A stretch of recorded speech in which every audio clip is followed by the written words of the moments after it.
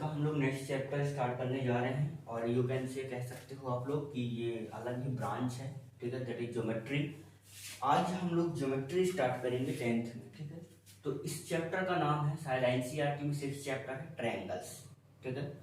तो ट्रायंगल्स यार देखो, जब ज्योमेट्री की बात आती है तो आप लोग को याद होगा, हम लोगों ने ऐसी कई बार बात की है और 9th-10th में भी आप पढ़े हो 9th वगैरह में, कि जब ज्योमेट्री की बात आती है तो जो ज्योमेट्री के फादर कहे जाते हैं यूक्लिड ने इस बात को उन्होंने बोला था कि ज्योमेट्री जो है वो सब लोग अपनी अपनी तरीके से सॉल्व करते हैं।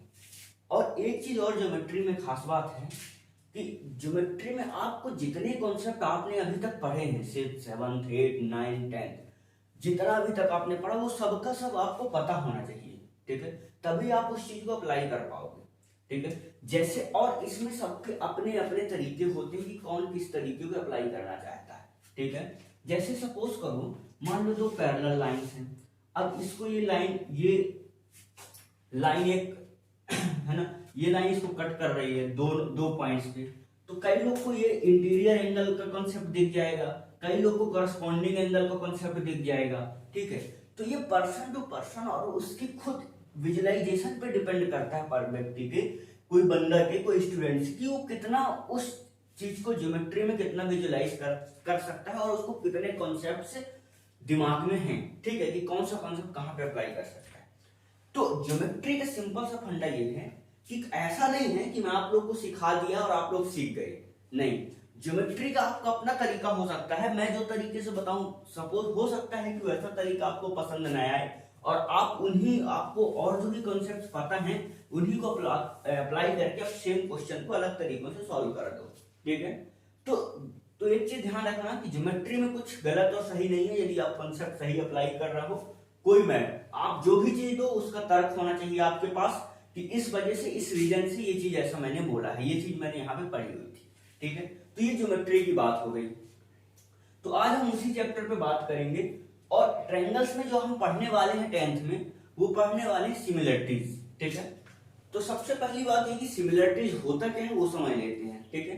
तो सिमिलरिटीज के लिए देखो, लास्ट क्लास में 9th में हम लोगों ने देखा है, उसमें क्या देखा था, कॉन्ग्रुएंस ऑफ ट्रायंगल्स, ठीक है। तो कॉन्ग्रुएंसी की बात की थी, अब यहाँ पे हम सिमिलरिटीज की बात करेंगे ट्रायंगल के, ठीक है। तो कॉन्ग्रुएंस क्या होते थे, सबसे पहला पॉइंट यदि मैं लिखूं कि कॉन्ग्रुएंस की बात करूं मैं, ठीक है, कॉन्ग्रुएंट ये क्या होता है। तो कॉन्ग्रुएंट ऐसा होता है, जैसा कि हम लोगों ने पढ़ा था कि कोई भी फिगर की बात हम करें, कॉन्ग्रुएंस ट्रायंगल में हमने बोला था कि यदि एक ट्रायंगल दूसरे ट्रायंगल के कह सकते हो कि सेमली इक्वल हो जाता है, या एक ट्रायंगल को दूसरे ट्रायंगल पे मैं इंपोज करूं तो एकदम पूरी तरह सुपर इंपोज हो जाता है, दैट मींस दूसरा वाला ट्रायंगल ढक जाता है, ठीक है। तो ये हम बात किए थे कॉन्ग्रुएंस ट्रायंगल्स की, याद आ रहा होगा शायद। इसी तरह यदि मैं जनरलाइज करूं कि कॉन्ग्रुएंस फिगर क्या होता है, तो कॉन्ग्रुएंस फिगर्स मतलब जरूरी है कि ट्रायंगल ही हो, और भी कॉन्ग्रुएंस फिगर हो सकते हैं, लेकिन उसमें क्या ध्यान रखना है कि कॉन्ग्रुएंस में हम क्या देखते हैं कि इसमें कोई भी फिगर, एनी फिगर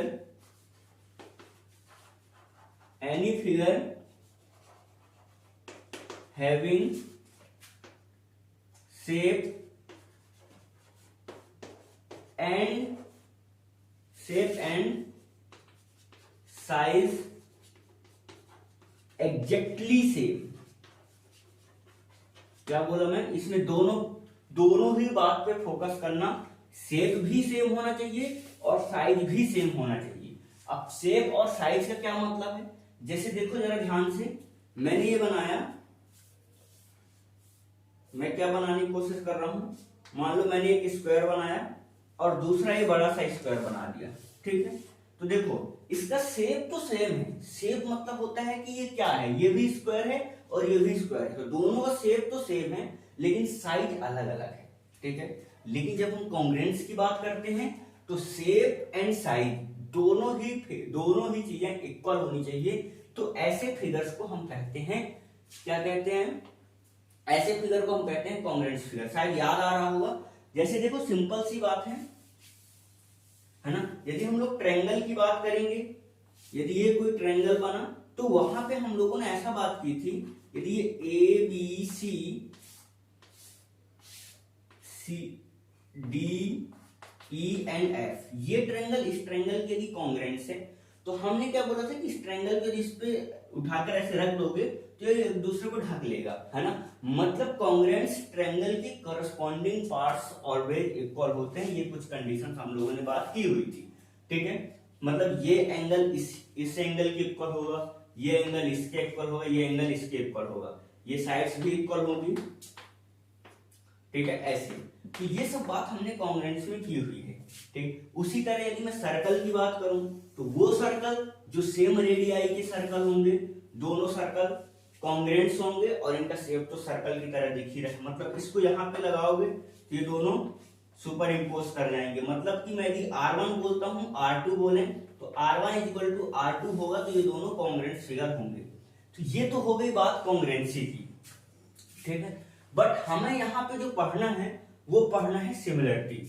तो सिमिलरिटी के केस में क्या देखना है हमें कि फिगर का देखो सिमिलर, अब मैं इसको रफ कर रहा हूं, हम लोग बात करते हैं सिमिलरिटी की। तो यहाँ पे जो हमें देखना है इस चैप्टर में जो सीखना है वो है सिमिलरिटीज, ठीक है। तो पहले सबसे पहले बात कर लेता हूं मैं similar figure.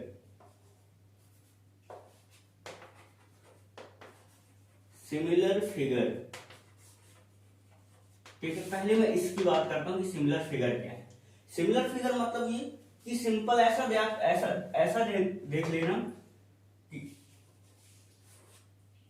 Any two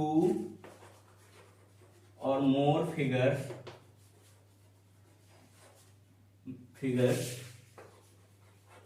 having same shape, ठीक है। ऐसी बात कर रहे हैं हम लोग कि एनी टू और मोर फिगर्स हैविंग सेम शेप, यदि शेप सेम है तो हम कहेंगे कि ये सिमिलर फिगर्स हैं, ठीक है।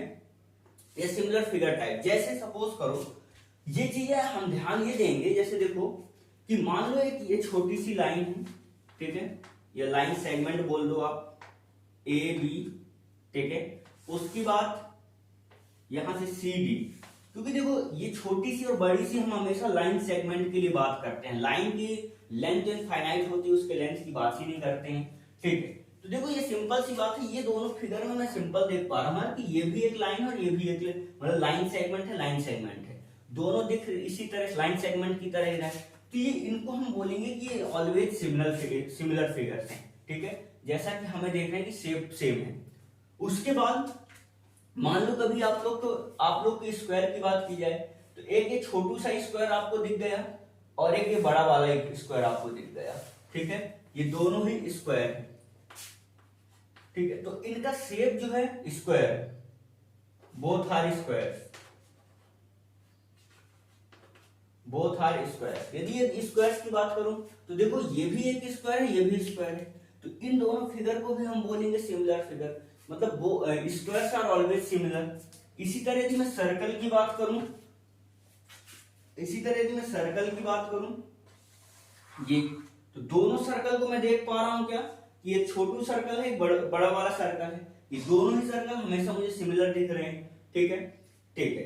अच्छा दूसरी बात ये कि यदि कॉन्ग्रेंट्स हुआ, यदि कॉन्ग्रेंट सर्कल होते तो कॉन्ग्रेंट सर्कल कब होता, जब इसका रेडियस मान लो इसके इक्वल होगा, इसका रेडियस इसके इक्वल होगा तो ये कॉन्ग्रेंट्स भी होगा।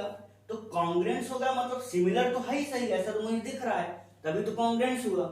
तो यहां से एक पॉइंट हम ये नोट कर सकते हैं कि देखो यार यदि कोई फिगर कॉन्ग्रेंट्स है तो सिमिलर तो होंगे ही होंगे, तभी वो कॉन्ग्रेंट्स हो सकते हैं। बट यदि फिगर सिमिलर हैं तो जरूरी नहीं है कि कॉन्ग्रेंट्स हो। ये दोनों कॉन्ग्रेंट्स हैं तो देखो इसकी शक्ल जो है सेम दिख रही है, सिमिलर दिख रहे हैं, हमें शक्ल पे फोकस करना है। पिक्चर क्लियर है? सिमिलर का मतलब यदि दूसरा नाम मैं बात करूं तो सिंपल ऐसा समझ लो कि इनकी फोटो देखना है हमें, यदि फोटो सेम दिख रही है तो हम कह देंगे कि फिगर सिमिलर है, ठीक है। जैसे यहां पे मुझे इनकी फोटो सेम दिख रही है, इसकी भी फोटो सेम दिख रही है, बस छोटा बड़ा का फर्क है, साइज का फर्क है, उससे फर्क नहीं पड़ता है। समझ में आया क्या? ठीक है। तो यहां से मैं ऐसा मान लेता हूं कि शायद आ गया होगा, क्योंकि मेरे सामने सिर्फ मोबाइल ही है ना। तो ऐसा हम समझ लेते हैं कि ये जो फिगर्स कहलाते हैं सिमिलर फिगर्स हो गए, ठीक है। अब हम बात करते हैं आगे, इसी सेम पैटर्न पे हम बात करेंगे ट्रायंगल में। तो जो हम ट्रायंगल में हम पढ़ने वाले हैं, ट्रायंगल में सिमिलरिटी पढ़ने वाले हैं, तो सेम पैटर्न पे यदि हम ट्रायंगल पे आते हैं तो उसमें भी सेम चीज हमें देखना है, ठीक है। तो देखो यार, अब जैसे कॉन्ग्रुएंस में जब हम कॉन्ग्रुएंसी ऑफ ट्रायंगल पढ़ रहे थे तो वहां पे हम लोगों ने क्या देखा था। अच्छा, ये एक दो पॉइंट और नोट कर लेना आप लोग, ठीक है, कि squares are always similar, circles are always similar, और उसके बाद आप ये कह सकते हो कि एनी कॉन्ग्रुएंट फिगर्स, ठीक है, कोई भी कॉन्ग्रुएंट फिगर्स हैं तो सिमिलर होंगे, but reverse is not true, मतलब सिमिलर है तो जरूरी नहीं है कि वो कॉन्ग्रुएंट्स हो। ये कुछ पॉइंट्स आप लोग खुद से नोट कर लेना। मैं आगे बात कर रहा हूं सिमिलर फिगर में। तो अब हम जो नेक्स्ट इसी में बात करने वाले हैं वो बात करने वाले हैं सिमिलर ट्रायंगल, क्योंकि हमारा जो टॉपिक है वो चैप्टर का नाम है वो ट्रायंगल पढ़ना है हमारे 10th में, ठीक है, और 10th में पढ़ना है। और ट्रायंगल्स में जो ट्रायंगल की जो प्रॉपर्टी में आना है हमें, वो आना है सिमिलर ट्रायंगल्स में। तो इसमें क्या देखना है हमें कि देखो सिमिलर ट्रायंगल में तो सेम बात वही कि ऐसे हम ट्रायंगल्स की बात करेंगे जिन, अब जो देखो सेम दिख रहे हो, अब ट्रायंगल तो सेम ही दिखेंगे यार, लेकिन उसमें क्या होता है कि कौन से ट्रायंगल सिमिलर होंगे और कौन से ट्रायंगल सिमिलर नहीं होंगे, ये हम कैसे बात करेंगे। तो इसके लिए कुछ क्राइटेरिया है, वो क्राइटेरिया हम देख लेते हैं जो कि हमें सीखना है, ठीक है। वो कौन से क्राइटेरिया वो हम बात कर लें। जैसे कॉन्ग्रुएंस के लिए है, हमने क्या बोला था कि हमें पता होना चाहिए कि मतलब करस्पॉन्डिंग जो एंगल्स है वो इक्वल होना चाहिए और करस्पॉन्डिंग साइड्स जो है वो भी इक्वल होनी चाहिए। ये हमने किसी कॉन्ग्रुएंसी के क्राइटेरिया में पढ़े थे, ठीक है। तो मतलब एक कह सकते हो कि आप कॉन्ग्रुएंट ट्रायंगल है तो ये क्राइटेरिया होता है। उसके लिए फिर हमने कुछ क्राइटेरिया पढ़ा था कि यदि ऐसे ऐसे हम चीजें प्रूव कर दें तो ऐसे एस हमने पढ़ा था, ए पढ़ा था, एस कॉन्ग्रुएंसी क्राइटेरिया पढ़ा था, RHS पढ़े थे। इस तरह कुछ कॉन्ग्रुएंसी क्राइटेरिया आप लोगों को शायद याद आ रहे होंगे। उसी तरह कुछ क्राइटेरिया इसमें भी है कि ट्रायंगल को हम कब कह देंगे कि ये ट्रायंगल सिमिलर है और नहीं है, ठीक है। तो देखो यदि दो सिमिलर ट्रायंगल हैं, ठीक है, तो हम ऐसा यहां पे लिख लेते हैं, एनी टू ट्रायंगल्स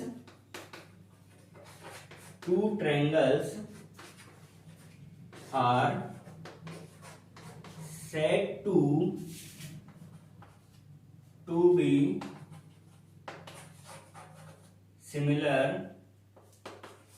if क्या है, फर्स्ट हम ऐसा बोलते हैं कि corresponding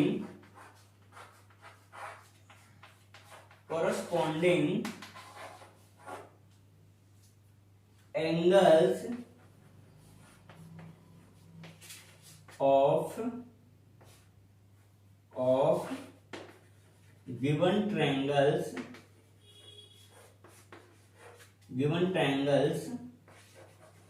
are equal। ये कंडीशन हमें ध्यान रखना है।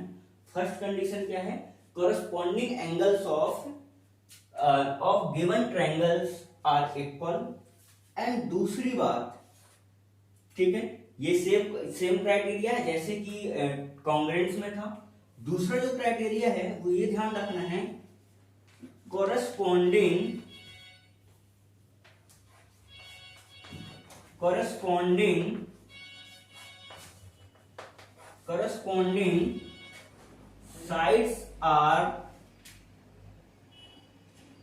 sides are in equal proportion, in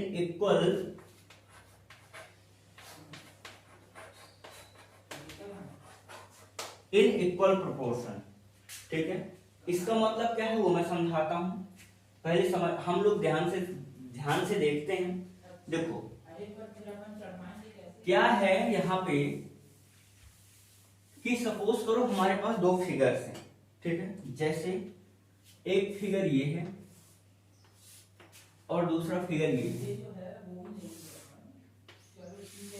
ठीक है, A B C यहां से डी ई एंड एफ, ये हमारे पास दो ट्रायंगल्स हैं, ठीक है। तो इसमें मैं क्या बोल रहा हूं, देखो जो फर्स्ट क्राइटेरिया है, corresponding angles of given triangles are equal. दो ट्रायंगल दिए हैं, इन दोनों में सिमिलरिटी की बात करनी है मुझे, ठीक है। तो सबसे पहली बात ये कि हमारे पास angle A is equal to angle D, angle B is equal to angle E and angle C is equal to angle F. First criteria ये फुलफिल होना चाहिए। क्राइटेरिया नंबर सेकंड ये है कि साइड्स जो हैं इसकी, वो corresponding sides in equal proportion, equal proportionality होना चाहिए, इसमें इक्वल रेशियो होना चाहिए। मतलब ये होना चाहिए कि ए बी जो है upon A B upon D E equal होना चाहिए A C upon D F equal होना चाहिए B C upon E F. ये सारी की सारी साइड जो है इक्वल प्रोपोर्शन में होना चाहिए, ठीक है। ये दो क्राइटेरिया हमें ध्यान रखना है, और इन दो क्राइटेरिया का यदि हम बता दें कि यदि ये चीजें ऐसी हैं, तो हम कह देंगे कि गिवन ट्रायंगल्स जो है किसमें है, गिवन ट्रायंगल्स सिमिलर है, ठीक है। तो ये दो बातें बहुत इंपॉर्टेंट है। अच्छा, दूसरी बात इंपॉर्टेंट ये रखना है, जैसे कि हम लोग कॉन्ग्रेंट्स में बोलते थे, यदि हम कुछ क्राइटेरिया प्रूफ कर देते थे किसी भी क्राइटेरिया से, मान लो एस से प्रूफ कर दें, या ए से प्रूफ कर दें, या फिर RHS से प्रूफ कर दें, या फिर किसी भी एस कॉन्ग्रेंसी क्राइटेरिया से प्रूफ कर दें, तो उसके बाद फिर हम लिखते थे कि ट्रायंगल समथिंग समथिंग कॉन्ग्रेंट्स है, ट्रायंगल समथिंग है, ठीक है। तो उसके बीच में हम लोग एक साइन यूज करते थे, दिस ऐसे, ये साइन यूज करते थे हम लोग। इसका मतलब होता है कॉन्ग्रेंस, ठीक है। इसका मतलब होता है क्या, कॉन्ग्रेंस, कॉन्ग्रेंस के लिए ये साइन यूज करते हैं। इसी वे में हम ट्रायंगल्स के लिए, जैसे यहां पे बात करेंगे कि triangle A B C similar है ट्रायंगल डी ई एफ के, तो यहां पे हम ये वाला साइन यूज करेंगे सिमिलरिटी के लिए, सिमिलरिटी के लिए हम ये वाला साइन यूज करने वाले हैं, ठीक है। तो ये एक बात हो गई हमारे पास सिमिलर ट्रायंगल के क्राइटेरियाज की, ठीक है। अब जो इसमें मेन स्पेशली जो बेसिक थ्योरम आता है, उसमें हम लोग जो फर्स्ट एक थ्योरम है उसको सबसे पहले पढ़ेंगे। वो थ्योरम क्या है वो समझ लेते हैं, ठीक है। उस थ्योरम को हम कहते हैं बेसिक प्रोपोर्शनलिटी थ्योरम। क्या कहते हैं, बेसिक प्रोपोर्शन। इसको पहले छाप लें सब लोग जल्दी से, क्या जो भी लिखा हुआ है इधर उधर।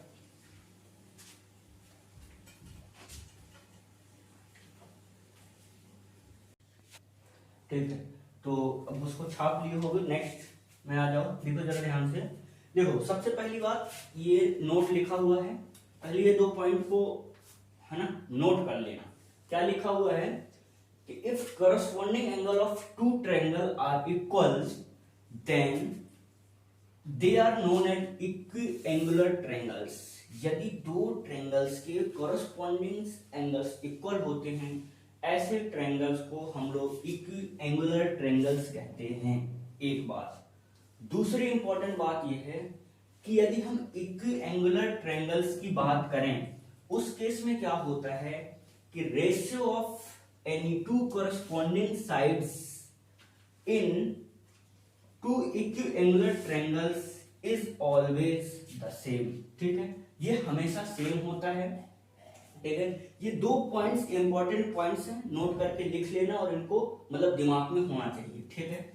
ये चीज कैसे होती है, इसके लिए आता है सबसे पहले कि किस तरह से इस बात को वेरीफाई किया इसने, है ना। एक पर्सन थे, दैट इज थेल्स जिनका नाम था, साइंटिस्ट थे, उन्होंने इसको दिया और उन्होंने इस चीज को एक थ्योरम के थ्रू समझाया, that is basic proportionality theorem. तो सबसे पहला काम अब अभी अपन लोग का ये है कि हम लोग बेसिक प्रोपोर्शनलिटी थ्योरम समझेंगे, ठीक है। एंड बेसिक प्रोपोर्शनैलिटी थ्योरम्स को थेल्स थ्योरम के नाम से भी जानते हैं। बेसिक प्रोपोर्शनैलिटी थ्योरम्स को मैं जितने भी स्टार दूं वो सब कम है, फिर भी मैं 5 स्टार दे रहा हूं, ठीक है। इसलिए क्योंकि देखो ऐसा कहा जाता है, इसको मैं इन पॉइंट्स को मैं रफ करता हूं, ठीक है। इस थेल्स थ्योरम के बारे में ऐसा कह सकता हूं कि एमपी बोर्ड के करस्पॉन्ड यदि रिगार्डिंग बात करूं तो मैं ये कह सकता हूं कि जिस साल ये थ्योरम्स न आए ना, तो कई % लोग फेल हो जाएंगे मैथ्स में, ठीक है। कुछ लोग सिंपली रट के जाते हैं, यार ये थ्योरम तो आना ही आना है, ठीक है, और उसकी वजह से पास हो जाते हैं। इतना इंपॉर्टेंस है इस थ्योरम का, है ना, पास होने के लिहाज से। और बाकी तो इंपॉर्टेंस है ही है पूरी ज्योमेट्री में। तो इसके इस सेंस में हम बात करें तो सबसे पहली बात, इस बेसिक प्रोपोर्शनैलिटी थ्योरम का जो स्टेटमेंट है वो ये स्टेटमेंट लिखा हुआ है। क्या लिखा हुआ है कि if a line is drawn parallel to one side of a triangle, ठीक है, to intersect the other two sides in distinct points, तो the other two sides are divided in the same ratio. ये इसका statement है, ठीक है। तो देखो थ्योरम्स को सॉल्व करने का तरीका क्या होता है कि थ्योरम्स जैसे जैसे देखो थ्योरम्स हमें हमेशा स्टेटमेंट के फॉर्म में आएगा। तो थ्योरम्स को सबसे पहली बात, अब ये कोई अंग्रेजी की क्लास तो है नहीं, मैथ्स की क्लास है, जो हमें ये इंग्लिश में लिखा हुआ है, जो ये वर्ड प्रॉब्लम लिखा है, इसको पहले मैथमेटिक्स में ज्योमेट्री में रिप्रेजेंट करो।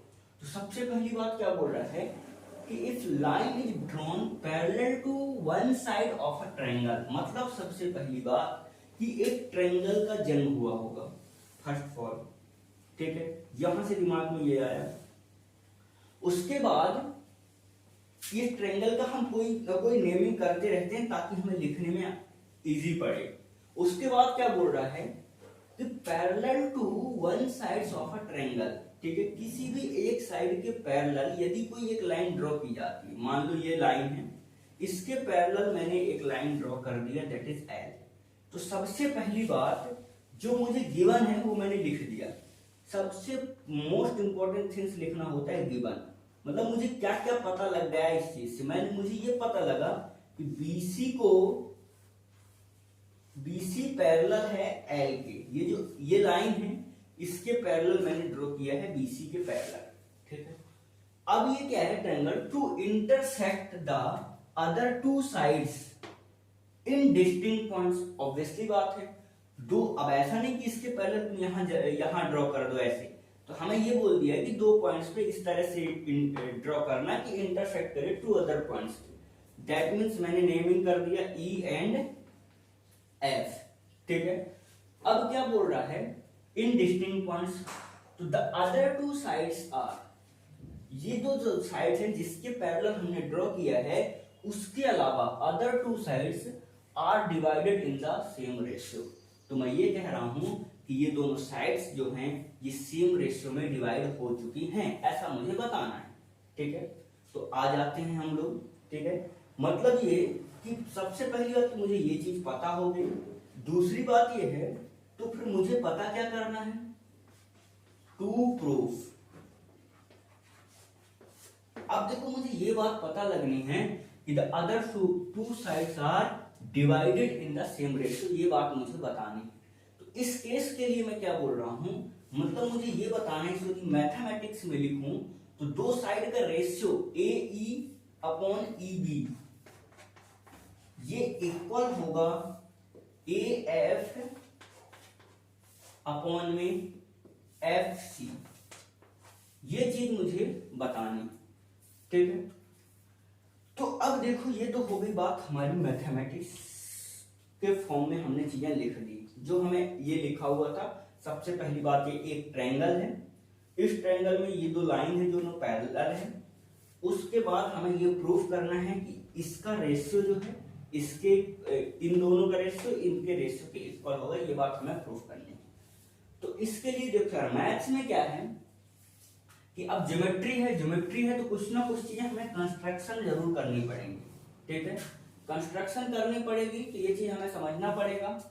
तो हम क्या करते हैं, हम सबसे पहली बात ये देखो, हम क्या करते हैं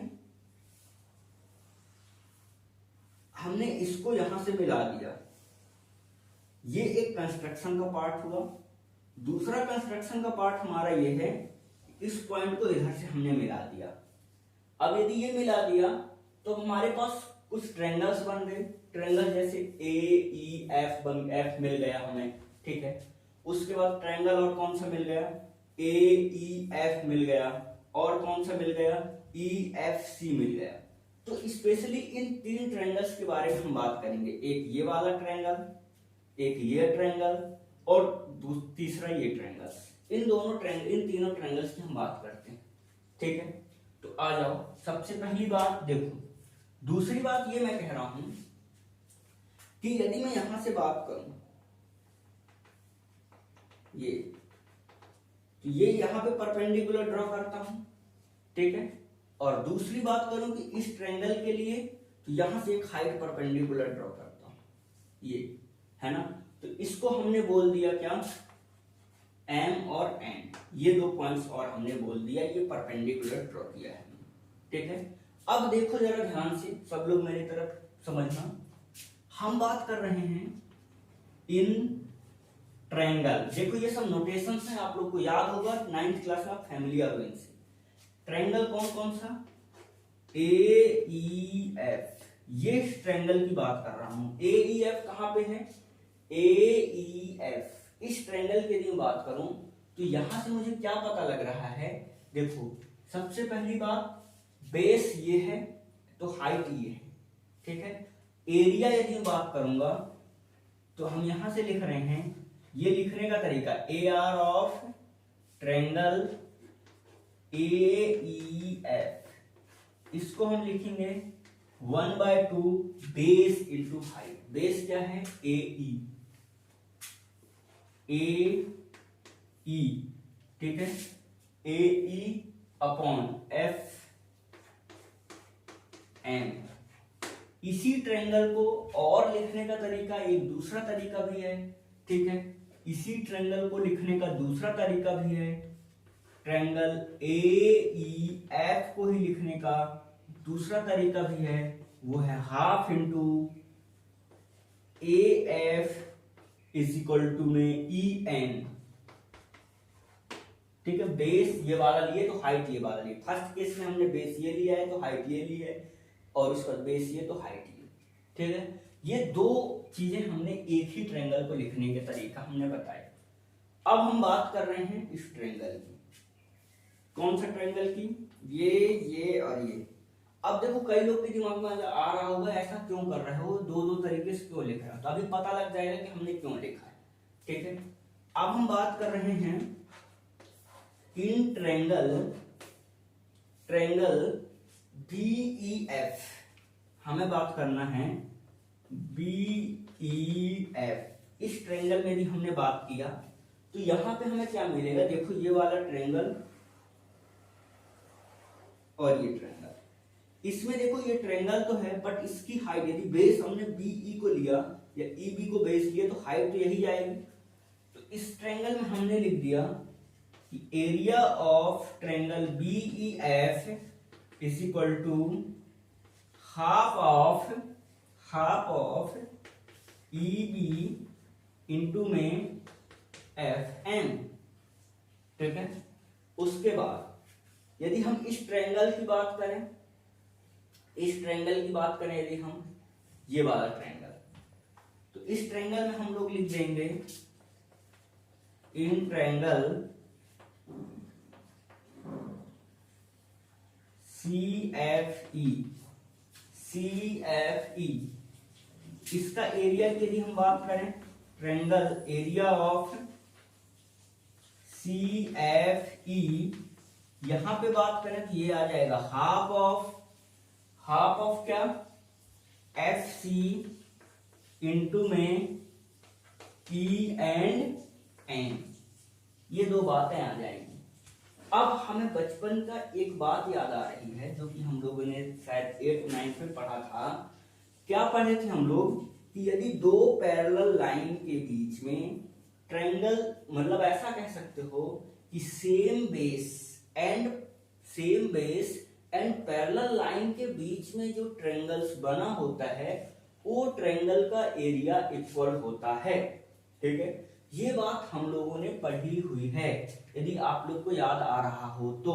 ठीक है, तो इस केस में ये चीजें हम अभी यूज करने वाले हैं। इसका मतलब ये हुआ कि ये वाला एरिया और ये वाला एरिया इक्वल होने वाला है। ठीक है, ये एरिया और ये एरिया इक्वल होने वाला है। ठीक है, अब दूसरी बात ये कह रहा हूं कि देखो, ये हमारी रिक्वायरमेंट है कि हमें ए ई अपॉन ई बी चाहिए। ठीक है, तो मैं क्या कर रहा हूं, हालांकि ये एक ही एरिया को लिखने के दो अलग अलग तरीके हैं।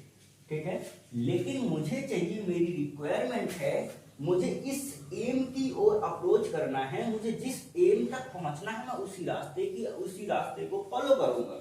तो जहां पे मैं देख रहा हूं कि ए ई अपॉन ई बी मुझे कहां पे मिलने वाला है, ये दोनों एरिया को यदि मैं डिवाइड करूंगा तो ए ई अपॉन ई बी मिलने वाला है, क्योंकि एफ एम कटने वाला है। ठीक है, तो जो मेरी रिक्वायरमेंट है, मतलब ये कि इसको इसके साथ यदि मैं लिया, इन दोनों बंधु को, तो यहां से मुझे मिल गया, इन दोनों का हमने यदि क्या कर दिया, इन दोनों को यदि हमने डिवाइड मार दिया, तो यहां से हमें मिल जाएगा area of triangle A E F upon में आने वाला है area of triangle B E F. ऐसा क्यों किया हमने, ऐसा इसलिए किया क्योंकि हमें ये वाला पोर्शन चाहिए, ए ई अपॉन ई बी का पोर्शन चाहिए, इसलिए हम ऐसा कर रहे हैं। तो इसको हमने किया, तो देखो 1/2 से 1/2 कैंसिल, एफ एम से एफ एम कैंसिल, तो बच क्या गया हमारे पास। ठीक है, अरे यार कुछ टेक्निकल एरर हो गई थी, तो मैं इसको सॉल्व कर चुका हूं, बट फिर भी दोबारा से कर देता हूं, वीडियो ही टर्मिनेट हो गई थी। ठीक है, तो देखो यहां तक शायद हम लोग बात कर रहे थे, है ना। हाँ, अब क्या है कि देखो यहां तक हम बात कर रहे हैं कि हमें एरिया दिस अपॉन दिस हमने यदि किया, तो यहां से हमें क्या मिल गया, यहां से देखो 1/2 से 1/2 कैंसिल, एफ एम से एफ एम कैंसिल हो जाएगा, इसलिए हम this area upon this area करेंगे, क्योंकि हमें ये वाला रेशियो, इसके ये वाला और दिस वाले का रेशियो हमें चाहिए। तो यहां से हम लोगों ने लिखा, तो हमारे पास क्या मिल जाएगा, 1/2 से 1/2 कैंसिल, ए ई अपॉन में ई बी मिलेगा यहाँ पे मुझे। ठीक है, और F M to F M cancel हो जाएगा।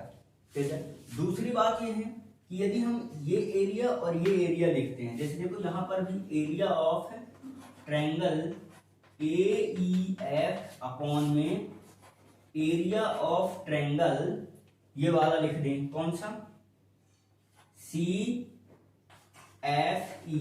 तो यहां से क्या आ जाएगा, 1/2 से 1/2 cancel, E N C N cancel, तो A F upon F C. देखो ध्यान रखना कि देखो ट्रायंगल ए ई एफ और ट्रायंगल ए ई एफ दोनों एक ही ट्रायंगल था, एक ही ट्रायंगल के एरिया को लिखने के दो अलग अलग तरीके थे। हम जो बेस लेंगे उसी के करस्पॉन्डिंग हमें हाइट लेनी पड़ती है। ठीक है, उसके बाद हमने ऐसा इसलिए किया, ऐसा लिखने का फायदा ये हुआ कि देखो जब हम ये वाला लिखने के बाद उसको हमने इससे डिवाइड किया, तो हमारे पास ए ई अपॉन ई बी मिल गया, और ऐसा लिखने के बाद जब हमने इससे डिवाइड मिला तो हमें हमारे पास A F upon F C मिल गया। ठीक है, अब दूसरी बात देखो, मैंने स्टेटमेंट रफ कर दिया है। दूसरी बात यहां से ये देखो कि अब यदि यार देखो हमें ये पता है कि जब भी कभी दो मतलब सेम बेस, ऐसा मैं कह सकता हूं कि एक पैरेलल लाइन है और ये बेस बना दिए। ठीक है, ये इसके पैरेलल है और ये मान लो बेस है। ठीक है, अब ये बेस यदि हमने ले लिया कुछ भी, तो इसके बीच में आप चाहे जितने भी ट्रायंगल बनाओ, ऐसे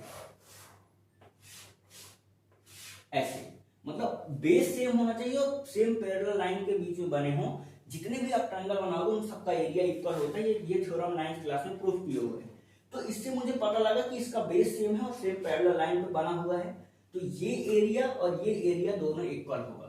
यदि ये एरिया इक्वल होगा तो आप लिख सकते हो कि एरिया ऐसा लिख सकते हो कि area of triangle B E F is equal to area of triangle C F E. ठीक है, ये इक्वल होगा। यदि ये इक्वल होगा तो देखो यहाँ पे आप, यहाँ ये इसके इक्वल होगा, तो यहाँ पे आप ये जगह रिप्लेस कर सकते हो। तो इसका मतलब ये होगा कि ऊपर भी न्यूमरेटर तो सेम है, डिनोमिनेटर भी इक्वल हो गया। इसका मतलब ये हुआ कि राइट हैंड साइड इसका इक्वल हो गया, इस इक्वेशन नंबर 1 और इसको इक्वेशन नंबर 2, इनका राइट हैंड साइड इक्वल हो गया, लेफ्ट हैंड साइड इक्वल हो गया, तो राइट हैंड साइड भी इक्वल होगा। यदि राइट हैंड साइड भी इक्वल होगा मतलब लेफ्ट हैंड साइड सेम है, तो राइट हैंड साइड इक्वल होगा। इसलिए आप लोग डायरेक्ट लिख सकते हैं AE upon EB equal to AF upon FC। ठीक है, तो ये है बेसिक प्रोपोर्शनलिटी थ्योरम, यही चीज हमें प्रूव करना था। इसका यूजेस करके हमें कुछ क्वेश्चन देखने हैं। ठीक है, ये सबका अपना अपना तरीका होता है, कोई किसी भी तरह से प्रूव कर सकता है, या इन सेंस दूसरे में ये कह सकते हो आपको यूज। लेकिन ये मेन फंडा ये है कि यदि कभी ऐसा होगा एक ट्रायंगल में, ये याद रख लेना, एक ट्रायंगल में दूसरे किसी एक साइड के पैरेलल जो कोई हम लाइन ड्रॉ करते हैं, तो लाइन जो होती है वो साइड्स को इक्वल रेशियो में डिवाइड करती है। ये थ्योरम है बेसिक। ठीक है, इस बेसिक थ्योरम को हमने प्रूव भी कर लिया, इसको आप छाप लें, फिर हम नेक्स्ट बात करते हैं।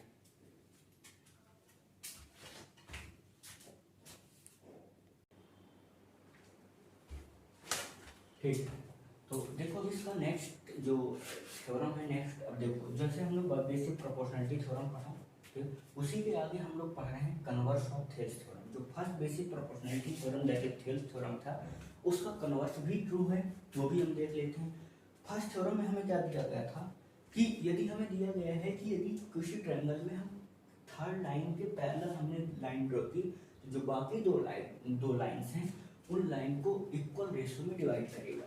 ठीक है, यहाँ पे उसका रिवर्स ले दिया गया, स्टेटमेंट क्या दिया है कि if a line divides any two sides of a triangle in the same ratio then line is parallel to the third side. सबसे पहली बात सेम फंडा, हमें गिवन क्या है। ठीक है, तो गिवन हमें ये दिया है कि if a line divides any two sides of a triangle, मतलब एक ट्रायंगल तो होगा ही होगा, जो ऑपरेशन हम बात कर रहे हैं वो ट्रायंगल में कर रहे हैं।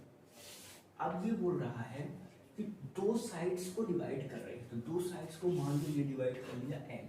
ठीक है, A B C E point है एंड F पॉइंट है, ये दो पॉइंट को अलग अलग पॉइंट पे डिवाइड कर इन सेम रेशियो। ये कह रहा है कि टू साइड्स को यदि सेम रेशियो पे डिवाइड करता है, मतलब हमें गिवन क्या है इस बार, गिवन ये है हमें कि AE इज इक्वल टू में EB, यहाँ पे आएगा AF इक्वल टू में F, ये चीज हमको गिवन है। ठीक है, तो same ratio then line is parallel to the third side, then proof करना है कि ये जो लाइन है ये parallel to the third side थे। ठीक है, ये हमें प्रूफ करना है। तो प्रूफ में क्या लिख लेना, टू प्रूफ में लिखना है हमें कि EF is parallel to BC, ये चीज हमें प्रूफ करना है। ठीक है, अब हम क्या करते हैं कि ये तो छोड़ते हैं, ये हमें पता नहीं, जो हमें पता है वहां से चलते हैं। हमें पता ये है कि अगर मान लो सपोज करो एक कंस्ट्रक्शन करते हैं, कंस्ट्रक्शन ये कर रहे हैं कि देखो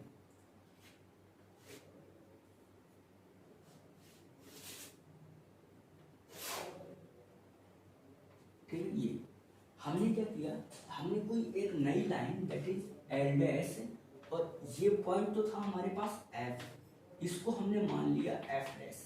ठीक है, तो हम क्या बोल रहे हैं कि देखो हमने क्या बोला कि यार ऐसा करके कंस्ट्रक्शन कर लेते हैं। अब कंस्ट्रक्शन में क्या लिखा हमने कि हमने एक लाइन ड्रॉ की passing through point E, a line passing through point E and parallel to BC, मतलब ये हुआ कि EF डैश जो है ये पैरेलल होगा BC की। ये बात हमने खुद बाय कंस्ट्रक्शन प्रूफ, हमने बाय कंस्ट्रक्शन लिखा है। यदि बाय कंस्ट्रक्शन लिखा है तो ये चीज हम लिख सकते हैं। ठीक है, अब देखो using basic proportionality theorem, using basic proportionality theorem, basic proportionality theorem से हम लोग क्या लिख सकते हैं, using basic proportionality theorem, basic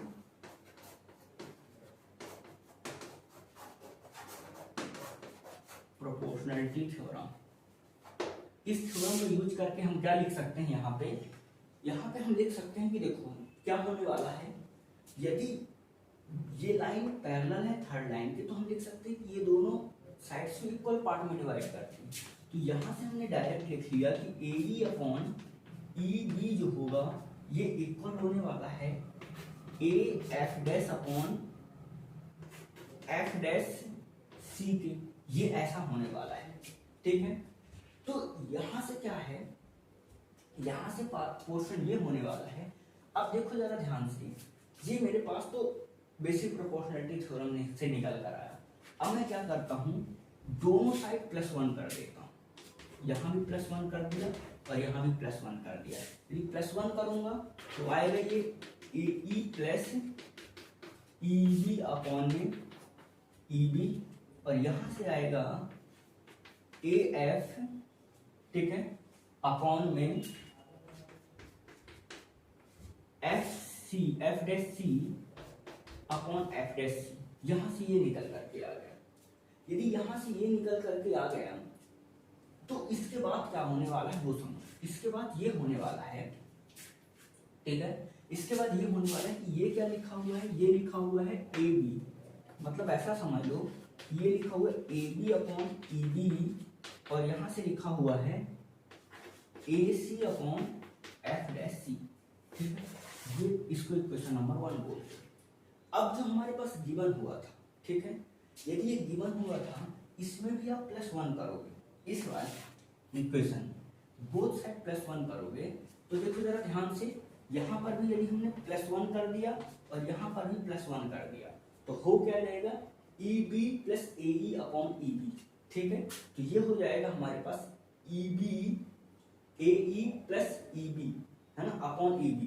that means इसको मैं लिखूंगा क्या, ये भी लिखा हुआ है A B upon E B is equal to में A F upon F C.